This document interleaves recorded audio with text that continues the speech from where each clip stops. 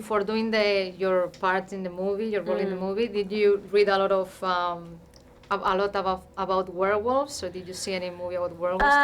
I mean, I watched the original Wolfman, which was cool because I got to see the atmosphere of what we were trying to recreate, and so I saw that, and I read up on lycanthropia, and that was very that was happening at that time because I think it was a superstitious time, the late Victorian period. So I tended to read up more about the late Victorian period that the movie was set in to get an idea of what we were working within.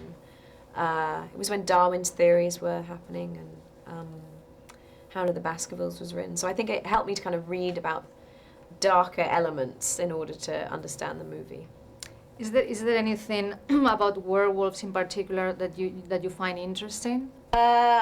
I do find them interesting, and I think in the same way that I would find other monsters interesting, Dracula or Frankenstein, I think because it's the human side of them, and I think that why people are so fascinated is that they almost recognize themselves in the monster, where does the monster begin and the human ends, or vice versa. And so I do find them interesting because there's almost a tragedy about them because they thrive off the addiction of being the beast, but yet they live in regret about it afterwards. So I always find there's something kind of tragic about monsters.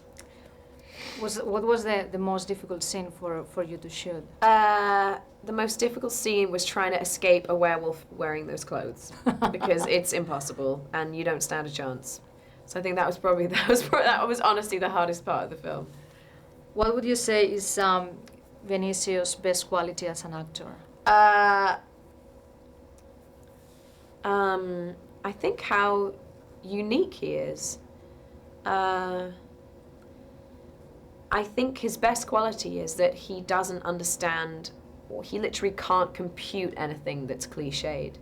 So it always makes him interesting, Do you guys talk before, like, how are you you perform together, you rehearse Yeah, we talk, we talk about it and rewrite some things, cut some dialogue, and he and I were very much always on the same page with our scenes, and it was great because I wanted to make sure that relationship was more about what they don't say to each other than what they do say to each other. So we cut a lot of the dialogue out. So he was great in that way because he's, you don't quite know what he's going to do in the scene, so it keeps you on your toes a bit. And did the director leave a little bit of room for improvisation, or in a movie? Yeah, he would. Joe was very open to collaboration and to changes that we wanted to make, which is important because I think that's somehow how you find the best material. And what about Anthony Hopkins? Did you have any preconceived ideas about him before working? I honestly didn't know what to expect. I thought I was going to be really intimidated, but he was so warm and welcoming and so much fun to be around. So I think he sort of put to rest any kind of fear I'd had of working with him because it's a wonderful experience being around him because he's so wise and the stories he has, and you just want to sit next to him all day. Did he give you any advice, or did you ask for any advice in particular?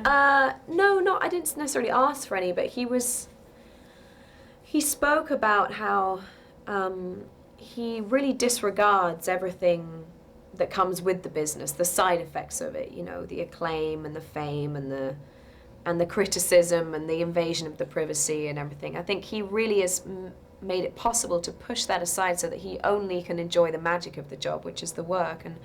And he's not jaded, he's never lost that enthusiasm for his job and the love that he has for creating a part. So it was really inspiring to see that. Can you see yourself working at that age too? I hope so. I would love to be. I hope to have as much energy as him.